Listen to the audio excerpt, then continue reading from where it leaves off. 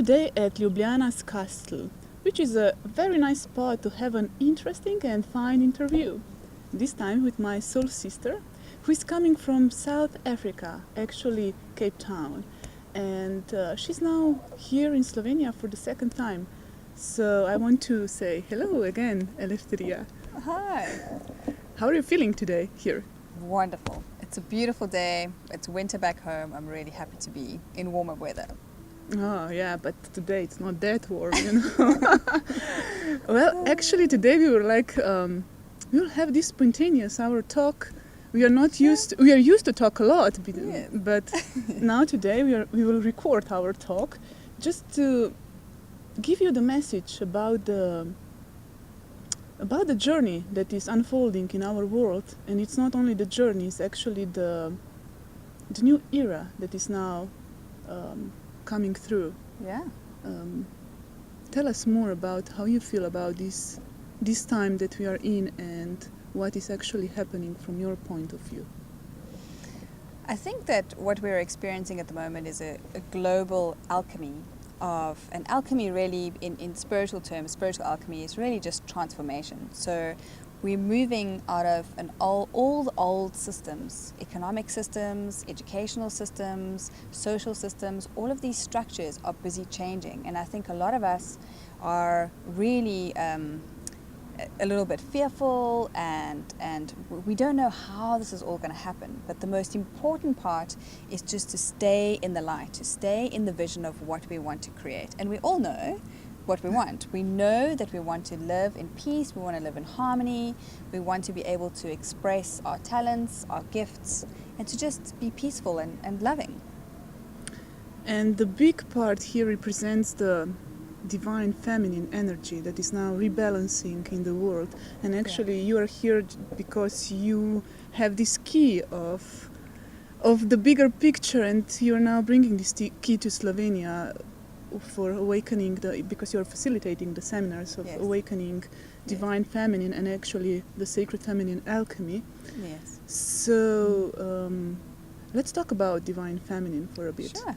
Let's talk about, tell us, what is divine feminine that is now coming out so fiercely? Sure. So I've been really passionate about the feminine divine energy and the sacred feminine energy, and the terms get used interchangeably.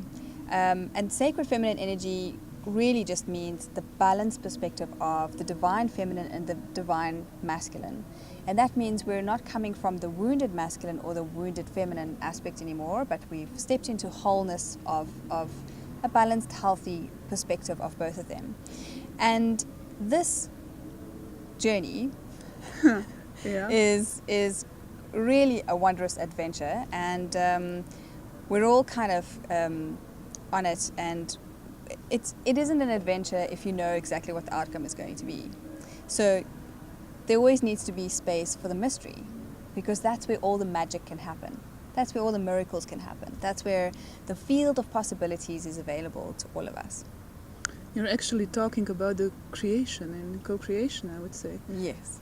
Yeah, and even our journey was quite a creation. Yes. This will be for another story, but still we've got these messages from our journey.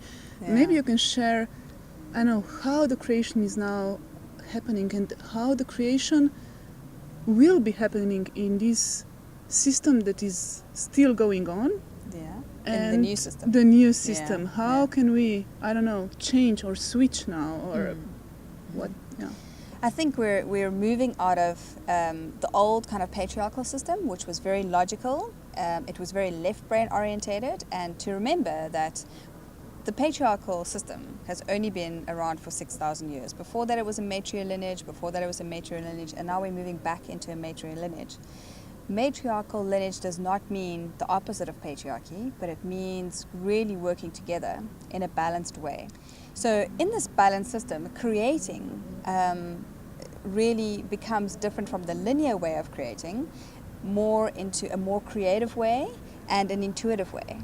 So when we start stepping into conscious creation, because we're all creators and we create our own reality, and I think we're all agreeing that there are systems in the world that are not working for us, and we are ready to actually move into a system that does work for us.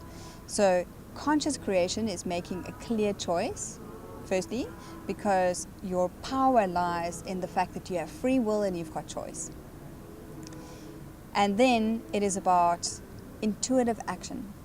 So we can step into the do energy, but it's kind of like trying to pick up a pen. It's not really accomplishing anything. Or we can just step into action, but intuitive action. So the feminine is intuition. What does my divine self or my heart want to create for my life? And then the divine masculine is the action. What is an intuitive action step that I can take in order for me to create this? And we can use that on a global scale, in corporate, in our personal lives. It's applicable for all of the new systems. It's creative solutions. I like this, this statement. There is never anything to do, but there is always an action to take. Yes. So is this, you see in this, I don't know, maybe rebalanced part of masculine and feminine? Yes, absolutely. That's, yeah. But how to achieve this? How to accomplish this within? So it's about stepping out of all of our limiting thoughts and beliefs that we have. The old way of thinking and the old way of doing and the old way of accomplishing things is no longer working. It's not supported. And the new way really is about, as the feminine is returning to the planet, it's returning to consciousness on all levels. The sacred feminine is really all about re-engaging intuition and acknowledging our emotionality and the fields that we don't see with just these two eyes. Science really tells us that we only see 0.01% of the electromagnetic spectrum. But we can intuitively, especially as women, we can intuitively tap into the unseen realms. This is our gift. This is, part of our power, really, and balanced power. Mm-hmm. And just because we can't physically see the 99% realms or the auditory as well, but also the electromagnetic spectrum, doesn't mean that it doesn't exist. So it is about really expanding our consciousness, moving into a different way of being. And there's already wonderful systems that are being created. And Slovenia is a wonderful example. There's beautiful projects from here that I heard about last night at a dinner, of these beautiful projects that are business projects that are developed according to the ecosystemic system, which means we're all collaborating, we're all working together, and it's been really successful. It was inspiring stories that we heard last night. Yeah, sometimes we hear inspiring stories, but we don't recognize it as such before when they're unfolding. Do you think we need more examples to share with people? We have to, I don't know, how to inspire people to see that actually there can be new ways achieved, because somehow I feel we need a little more hope, or I don't know, something. The way is long, and I see another word which is very much present now, like persistence. Yes. And sometimes you lose hope that nothing will never be different. Yes. Do you see is any kind of, I don't know, message how to keep on going, how to persist? Is for sure. I think at the moment we all really need hope and faith and persistence, as you say, because very often we give up just before we reach our goal, or just before we have that creative solution, or just before you become wildly successful. That's when we just give up. And that self-doubt that happens or the fear that you feel just before you really step into the gift of that co-creation or creation is called the threshold guardian on the journey of what we experience. And that threshold guardian it really represents itself as fear and doubt. And what I usually say is, when fear shows up, I pay attention, because that means I'm on the right path. That means that fear is just the threshold guardian to the beautiful gift just behind that veil or that wall or that illusion, that I just need to step into light and totally just alchemize the fear. And then I can see this amazing gift that is right in front of me. Now you mentioned alchemize the fear. So let's go into this alchemic process now. Mm-hmm. What actually means to alchemize fear, or what is alchemy? The alchemy that I really talk about, I mean, there's chemical alchemy, but the alchemy that I'm really talking about is spiritual alchemy, and that's really about transformation. So, seeing the gift in a wound is alchemy, because you're taking particles or essences out of one form of what something is, and you're creating something else. So normally our deepest wounds that we experience in life really holds the most sacred gift for us. If we move through those experiences and we start realizing what our soul really wanted to teach us, or what soul lesson there was involved, or what soul contract there was between two people in that experience, we can move into forgiveness, we can move into learning the lesson about forgiveness, learning to love ourselves, whatever the lesson may be. But an alchemy happens in it, because then you really start embracing the gift of that wound or that experience, and that's the alchemy. And we can do it through learning some development skills and really working with the magic. But alchemy is really just transforming or transmuting that energy. So with fear, it really is just looking at the fear, understanding that it's an illusion. The only real fear, I think, is when a lion's chasing you up a tree and you're running for survival. But other than that, most fears are perceived fears. So it comes from an assumption or an idea or a limiting belief, and that's where the fear comes from. And then it stops you from experiencing the most amazing experience that's awaiting you. And we can stop ourselves from changing a job or changing career or creating a beautiful new system or contributing in some way. And you change that fear by welcoming it. It's here, I'm experiencing it. I can choose to either let it paralyze me, or I can choose to face the tiger and look into the eyes of the tiger and say, I no longer give you my power. Okay.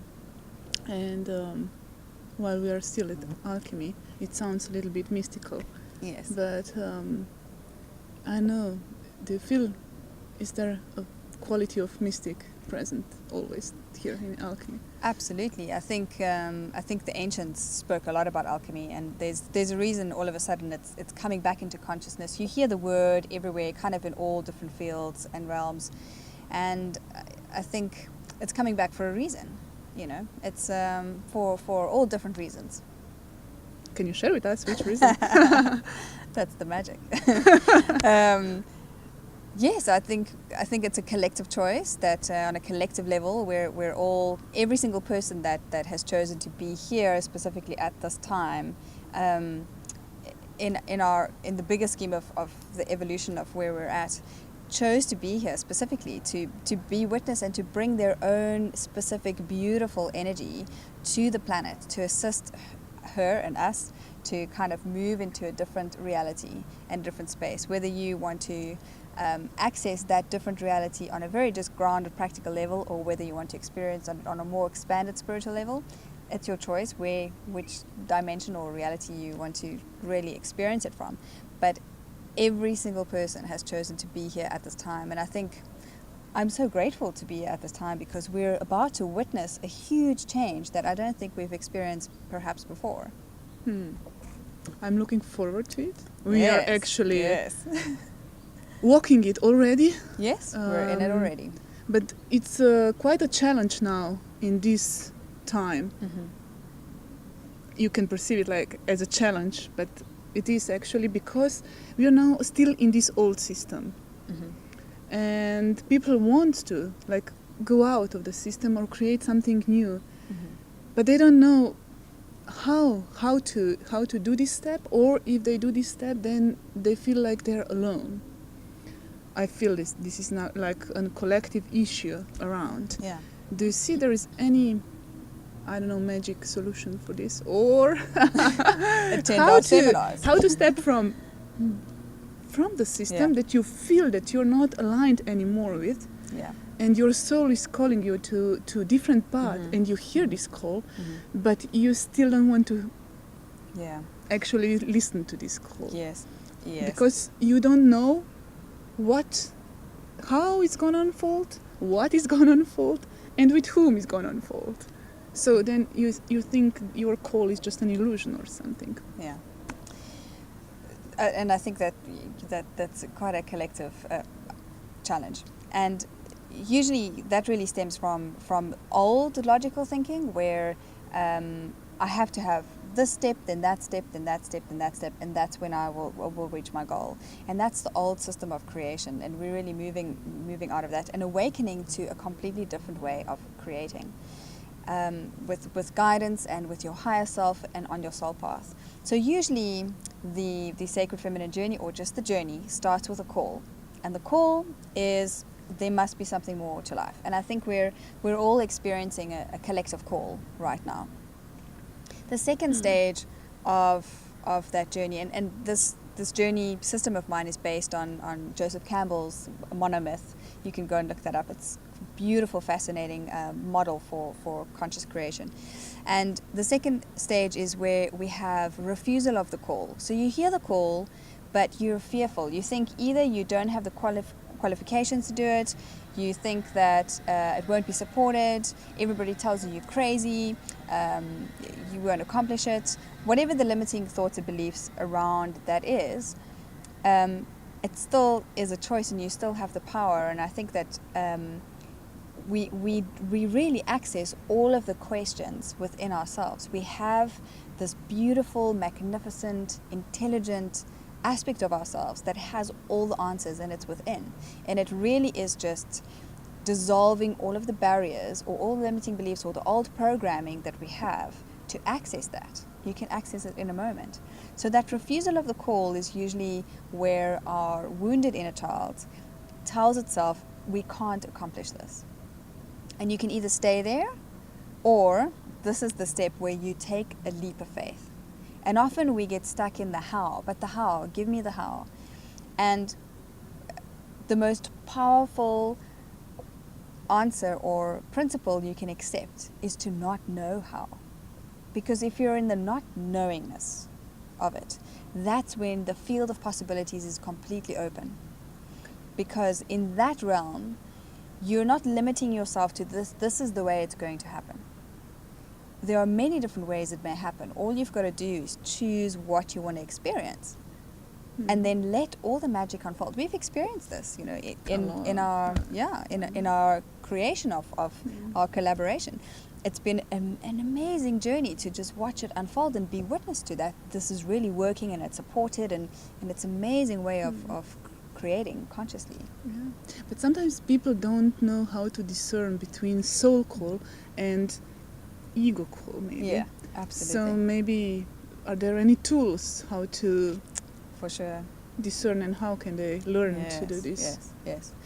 The most powerful transformational tool that you can really equip yourself with, and a tool that you can learn, is how to discern between the ego and how to discern between your higher self or divine guidance. And they feel very different. And the ego, remember that the ego serves us to one extent, the balanced, healthy ego, and I think that the ego can step into contributing to our life instead of contaminating our life. But while the ego is still a little bit all over the place, it wants to control, it wants to judge, and it wants to separate. So if the call that you're getting is to serve yourself, then it's ego. If the call that you're getting you may not understand, but somehow your heart is just aligned with it, you know that when you think about this, you feel lighter, you feel clearer, you feel like this is really a calling. You don't know how you're going to do it, but there's a higher frequency to it. Do you think we can transport or bring now this awareness or this way of doing into corporate world? Yes, absolutely. Because a lot of things, this is the system actually. We can't be separate from it if we are talking about unity and now unification. For sure. But how to change now from within? How to do these steps? How to bring this magical quality into business world where everything you have to do this, you have to plan, you have to have like financial plan, and you know the boss says you do this and everything. So how can we bring this now, intervene something into the system to start making contribution to the world, Yes. to the good world. Yes, absolutely. And I think it's already happening. It's already happening in corporate. It's already happening in business. I have some friends who teach interpersonal intelligence in corporate, to really teach leaders to start working from an intuitive way, or authentic leadership. And they're seeing great success with this. And intuitive leadership and intuitive or authentic leadership and intuitive management is something that's already available, and it's something that's working. And I think the business world is also seeing that they need to step out of the old ways, because it's no longer working. It isn't. And they're seeing the benefits of their staff members. At the end of the day, if you have happy staff members, everybody excels. It's about everybody doing well. We're moving out of the profit-driven, self-serving. We've done that lesson. We've done it. We're now really moving into light-hearted living on all levels. So in light-hearted living, we're moving out of survival, and survival consciousness teaches us to compete. There isn't enough for everybody, and therefore we have to do different things, maybe compromise our own values in order for us to get some. And we're moving into the truth of our being, and the truth of our nature, which is thriving. We are here to thrive. We are not here to survive. And in that system, we collaborate, we contribute, we work together so that everybody benefits. That's actually the feminine quality of the system. Yeah. And we try to make a field for women now to see this. Yes. Actually. Yes. Maybe we just now, I don't know, let's present our next step maybe forward, because our journey is already unfolding. I know we Yes. could now talk forever Yes. about all things, and we just scratched a surface now of the things that are unfolding. Yes. But since we don't have that much time right now, Mm-hmm. we will now share just maybe the journey that is coming like from Slovenia, Ah. and we will extend it to Africa. Yes, yes, Because yes. we see this is still the bridge. This Yeah. bridge is quite important bridge Absolutely. that Yeah. maybe you can share your point of view from your Yes. perspective. And I've really loved every minute of my experience in Slovenia, and some people would say to me, local people in Slovenia would say to me, how do you experience Slovenia? People are quite negative, and I've been so blessed and so lucky. I've only met beautiful, amazing, wonderful, positive people in Slovenia, and I really feel energetically that Slovenia is the heart center of Europe. And yes, so there's this bridge between Mama Africa, who is kind of, the grounding and maybe the sacral chakra, with the heart center. And there's a beautiful kind of like light bridge connection there that we've experienced, and it's a beautiful connection. And so what we'd want to do is next year in March, we have arranged for a beautiful Sacred Feminine tour. Yeah. a call to sacred wisdom. a call to sacred wisdom. And we're taking a group of women back to the heartlands of Africa. So we're taking them to some sacred sites, to a very important meridian that runs, Nilotic meridian, that runs from Egypt all the way down Africa, and then connects kind of energetically with Cape Town. So we will be traveling to meet the beautiful and majestic white lions in Tao, and then from there we will visit one of the oldest stone circles in the world called Adam's Calendar, and meet all the wild herds that roam around in that area. Really beautiful. And then we will move down, go to the Kruger National Park, connect with some elephants, really experience the energy and the wisdom of the cradle of mankind.